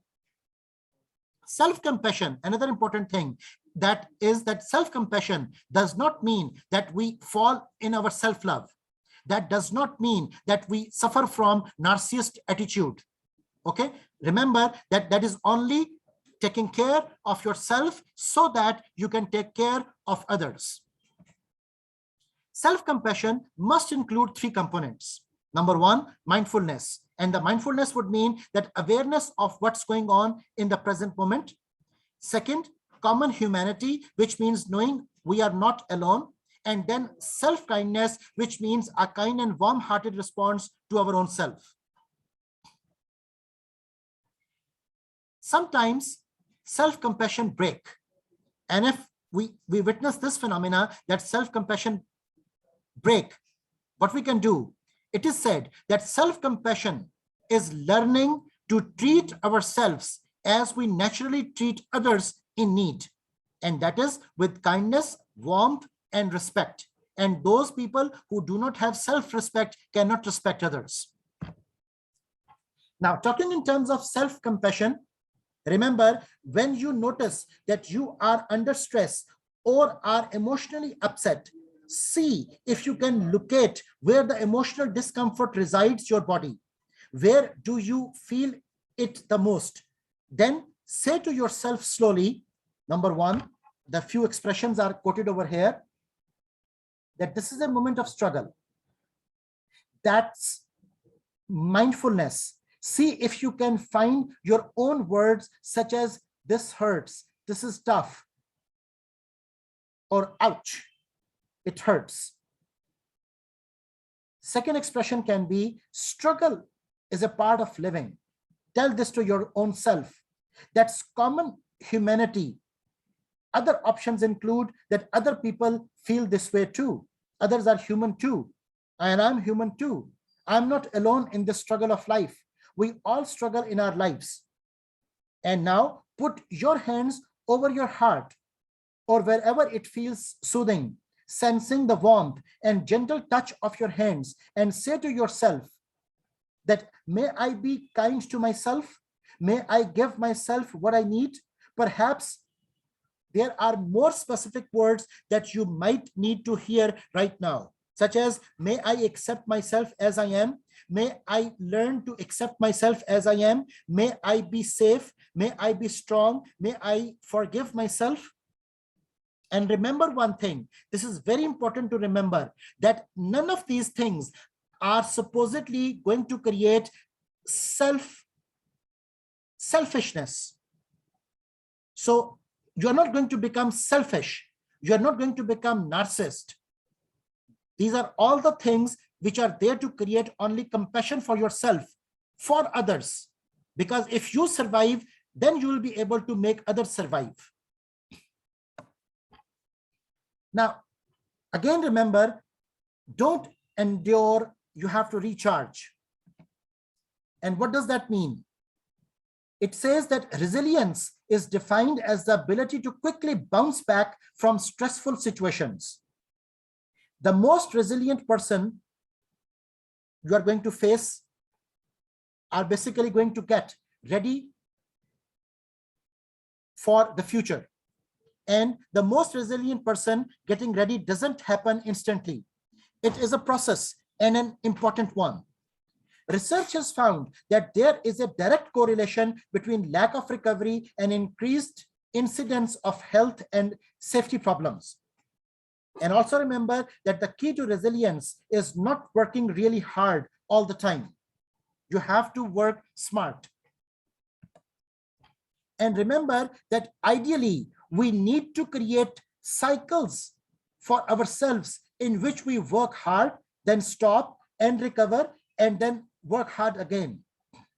The more time you spend in performance zone, the more time you need in recovery zone. Otherwise, you risk burnout.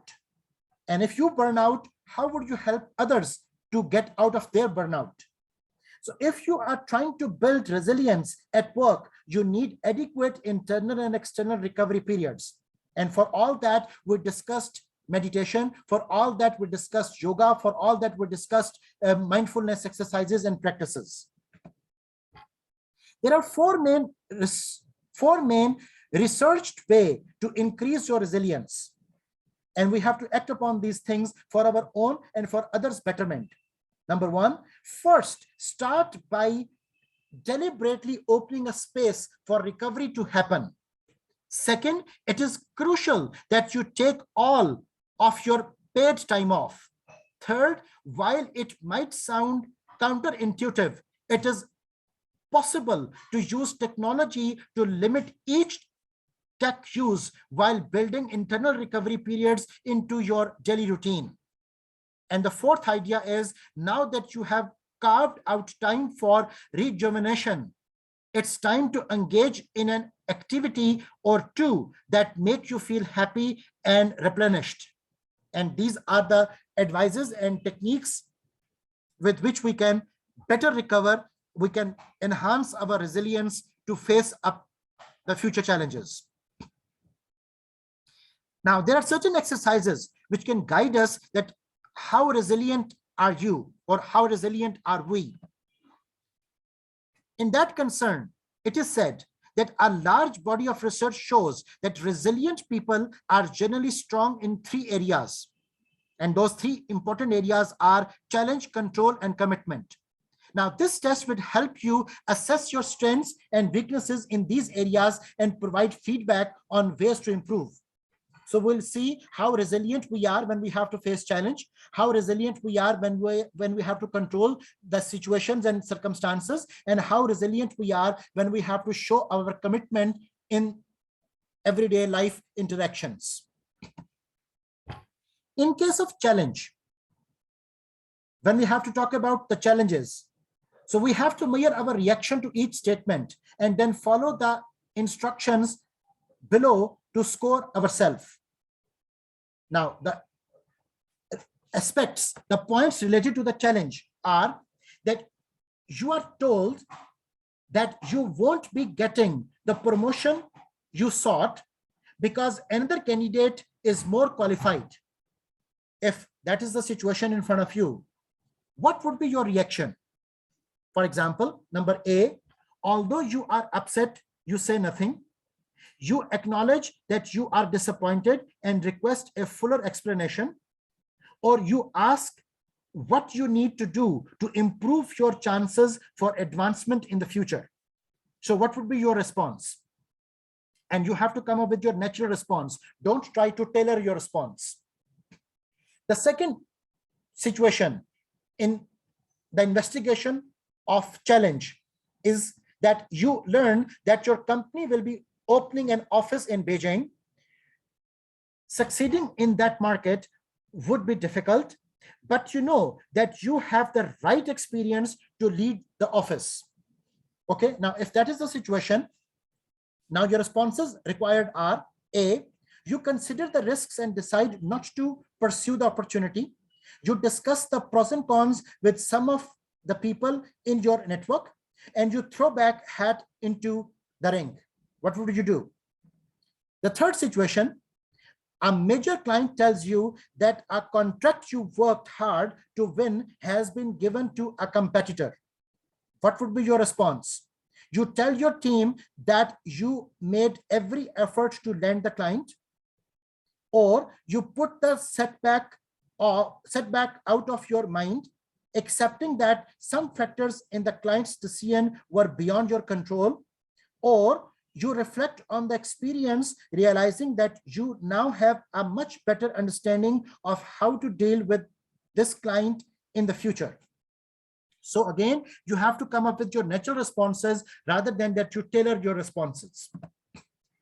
Related to the control mechanism, there are certain situations. For example, you overhear an unflattering conversation about yourself. What would you do? You pretend it doesn't bother you. You remind yourself that the speakers don't know you very well, or you approach the speaker calmly and express your desire to understand why they see you that way. So again, you have to come up with your natural response rather than tailor response. Another situation in terms of controlling yourself or measuring yourself in terms of resilience, it is said that your boss comes to you on Friday afternoon with an emergency. He wants to meet with a client on Monday morning and needs you to prepare a feasibility study first. You have a family camping trip planned for the weekend. Okay, so that is the situation. Now your responses can be: A, you accept the assignment, not mentioning your weekend plans. You mention the camping trip, but agree to the assignment after your boss emphasizes its importance. Or you tell your boss that you have made a commitment to your family and ask if he can schedule the meeting for Tuesday instead. Okay, so be careful when you are taking or picking up the options, because they're going to be your natural responses and they're going to calculate your resilience in rightful manner. Another situation can be that work has become increasingly stressful. There are too many deadlines, too many requests, and too many late nights. So what would you do? You tell yourself this too shall pass, or you try to give some of your work to a colleague, or you try to request a vacation or a leave of absence to recharge. So what would you do? In terms of commitment, the situation is that your best friend says that he is worried about your health and suggests that you join his fitness club. What would you do? You say, no, thanks, I'm fine. Or you agree that the fitness club is a good idea and make a note in your calendar to look into it. Or you take his concern to heart and arrange to visit the club together. What would you pick? Another situation is to measure your commitment in terms of your resilience is your company's subsidiary in Africa requests financial and technical support for a high school in the region. Although there would be no immediate monetary benefit to the firm, this is valuable opportunity to build a reputation as a socially responsible employer. And the options are: you decline the request on cost grounds, you agree to give the matter serious consideration, or you give your consent and call a friend at the World Bank for suggestions on how to launch the initiatives. Another situation to measure your commitment in terms of resilience is talking about early in your career, you had set a goal to become general manager at a Fortune 1000 company. By age 50, the clock is ticking. You are 48 and you are a division head. So the options are: you accept your current role and decide to make the best of it. You continue striving for advancement, but lower your ambitions a bit. You figure out a way to reach your goal. So remember, when you're picking these options, again, you have to come up with your natural response rather than a tailored response. Now, how to measure the score? When you have just picked the options, how to measure your score? How resilient are you? For that, there are certain exercises that we have just done. And now we are going to measure those exercises. It is said that for each area, challenge, control, and commitment, record the number of each answer below and add up your total score for the area. For example, how many A's you have ticked, how many B's you have ticked, and how many C's you have ticked in challenge category. And multiply the B's with 2 and multiply the C's with 3. And then calculate the total. As I have just said, that for each area, challenge, control, and commitment, record the number of each answer below and add up your total score for the area. If you had a high challenge score, 7 to 9 is the answer. The sum total answer is 7 to 9. You turn difficult events to your advantage and view setbacks as learning opportunities. You have positive relationships with others. If your score is in between 1 to 6, it is said that you need to work on turning difficult events to your advantage and reframing them in a constructive light. If you experience setbacks in the process, regard them as learning opportunities, not failures. Remember the importance of positive relationships with others. Now, talking in terms of control, the same method goes: you count your A's, B's, and C's, multiply B's with 2 and C's with 3. And if your sum total is in between 7 and 9, you can distinguish between things you can and can't control, and you deal with emotionally difficult problems proactively. You see things in perspective and know how to set boundaries. But if your score is between 1 to 6, work on distinguishing between things you can and can't control. Perhaps with the help of an executive coach or a therapist, try to deal with emotionally difficult problems proactively. Use humor to roll with the punches. Set boundaries in both your professional life and your personal life to avoid burnouts. Delegate more responsibilities to your direct reports. And when you talk about commitment, the method goes that count your A's, B's, and C's and multiply B's with 2 and C's with 3, and then go for the sum total. If your score is between 7 to 9, you pursue goals that are meaningful to you and maintain positive relationships with people who matter to you. You recognize the importance of health and balance and have an active life outside of work. But if your score is between 1 to 6, and obviously हम उसको subjective measures पे देखेंगे कि 1 to 6 में भी आप किस range में आ रहे हो. So if it is between 1 to 6, clarify what is important to you and pursue those activities. Make an effort to spend time with people who are meaningful in your life. Develop healthy habits, including daily exercise, regular sleep, and relaxation techniques. Don't ignore problems. Now, after solving the exercise of calculating our resilience, now we're going to talk about how to help someone develop emotional intelligence. And when we are there to help someone to develop emotional intelligence, remember, it takes a lot of effort to change long-standing habits of human interaction. You don't have even a remote chance of changing someone's emotional intelligence unless they want to change. So first of all, if there is a will, there is a way. But if the people are reluctant, if the people are not ready, if people are not willing, if people are not cooperating, then it would be very difficult for you to bring their emotional intelligence into action. In that concern, First, helping people find a deep and very personal vision of their own future. That is what you have to come up with. Then helping them see how their current ways of operating might need a bit of work if that future is to be realized.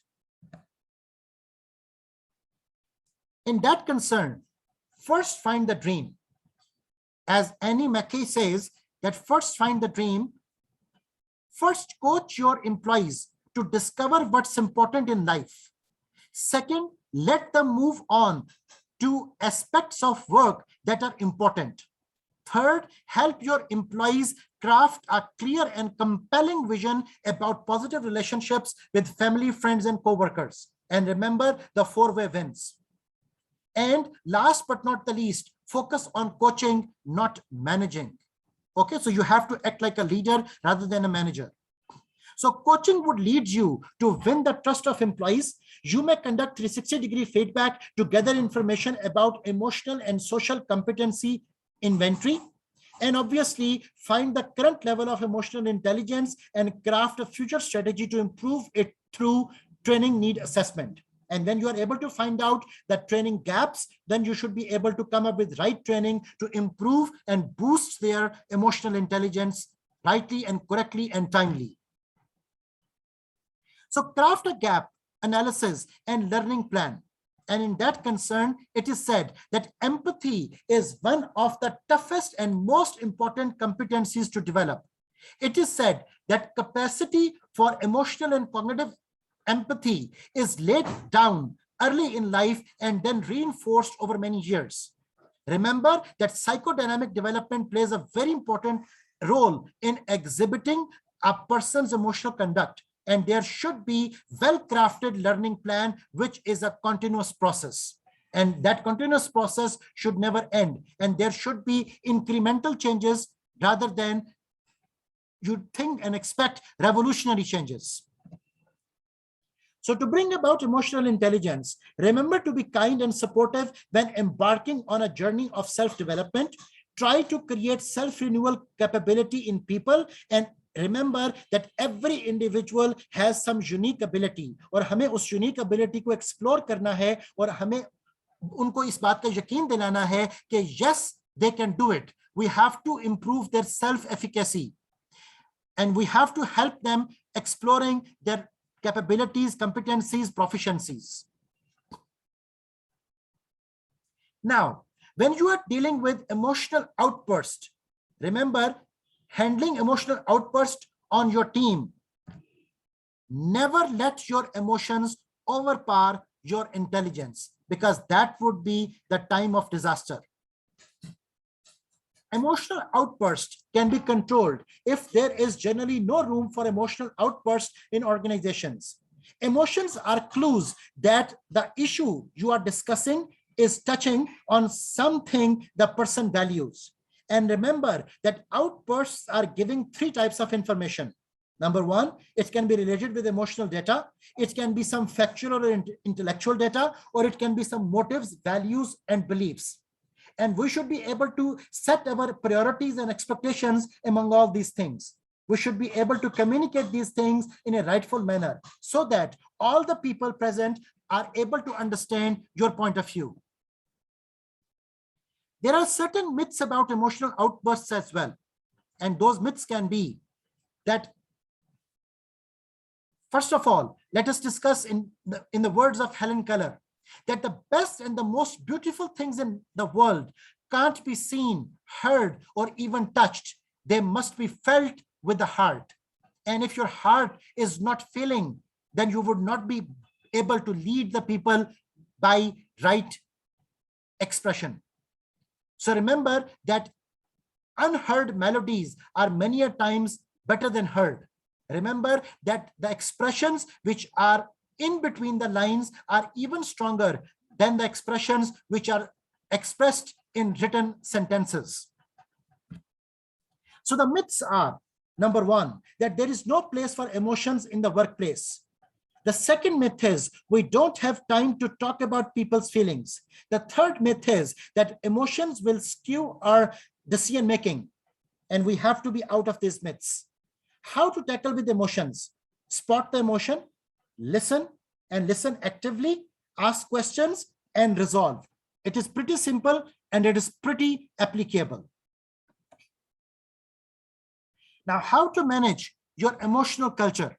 For that concern, it is said that corporate culture where values are prevailing, remember that the shared intellectual values, norms, artifacts, and assumptions that serve as a guide for group to strive.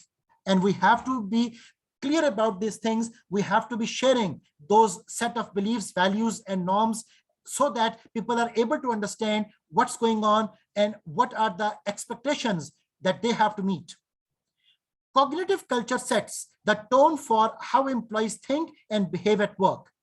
Emotional culture, which emotions people have and express at work and which ones they are better off suppressing. उसके बारे में हमें लोगों को बताना है, मनाना है, समझाना है और उनको ट्रेन करना है, डेवलप करना है. And cognitive culture is often conveyed verbally, whereas emotional culture tends to be conveyed through non-verbal cues. And these are important things to be counted. When we are talking about emotional culture, remember that emotional culture influences employee satisfaction, burnout, teamwork, financial performance, and even absenteeism. And positive emotions are constantly associated with better performance, quality, and customer service. Always remember that negative emotions such as anger, sadness, and fear can lead to poor performance and high turnover. And we should be able to control such things. And when we talk about emotional culture in action, remember that we have to create a culture of joy, because unless and until people are not comfortable, people are not joyful, they would not be able to contribute, they would not be able to engage, they would not be able to involve. So cultivating joy among employees helps customers have fun too. Fostering joy should be a priority. And remember that joy is one of the strongest drives of employee satisfaction and commitment at the company. So to foster such culture, a culture of compassionate love is to be created. And a compassionate love would be there if this is the degree of affection, caring, and compassion that employees feel and express openly. Cultures of compassionate love would have lower absenteeism, less burnout, greater teamwork, and job satisfaction. And it is also said that the cultures of compassionate love reported higher satisfaction of the customers. Therefore, we have to come up with creation of emotional culture. And when we are creating an emotional culture, it is said that get people to feel the emotions valued by the organization or the teams. Let the people meditate and go through mindfulness training. Get people to re-examine their views of others' actions. And it's important to listen when employees express their concerns so that they feel they are being heard. Okay, and that is through, when you are there to harness what people's already feel. Okay, and without that harnessing of the feeling, it would be difficult to comprehend the feelings, the emotions, the needs, the wants, the inner world of the people, so that the outer world can be crafted in a better situation. So model the emotions you want to cultivate. And how can you do that? People in groups catch feelings from others through behavioral mimicry and subsequent changes in brain function. Remember that displayed emotions, positive or negative, get the promotion. Remember that consciously modeling your emotions can lead you to cultivate your company in a way that is more joyful, that is more mindful, and that is more sustainable. And get people to fake it till they feel it. Because sometimes you have to do the rehearsals. Sometimes you have to act. Sometimes you have to make the things artificially prevalent, because the inner triggers are not something which we can call by our will. Sometimes those triggers are to be part of our intuitional perspectives. So we have to be consciously trying, unless and until that conscious try is becoming our habit, and our habit is becoming our character, and our character is becoming our personality. So when we are there to develop the emotional culture, remember that implementation matters. And how implementation is going to take place?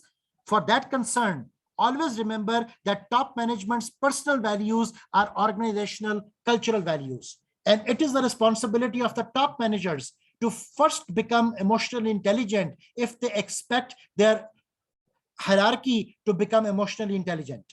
So the top managers are there to communicate. The top managers are there to share. The top managers are there to be trained for emotional intelligence and for the development of their and sharing of their value systems, because that is going to cultivate the culture which is required by the organization. In the implementation concern, which is going to be happening at all the levels, symbolic emotional gestures are powerful, but only if they are in line with daily behavior.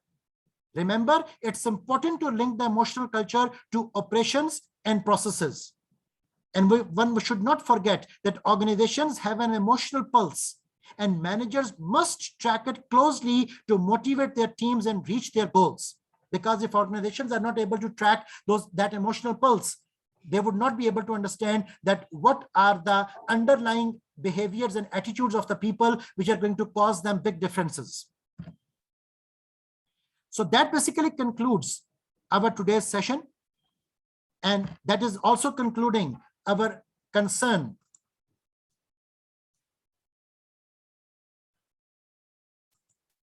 related to emotional intelligence. Next time, inshallah, we'll be starting from decision making. Thank you.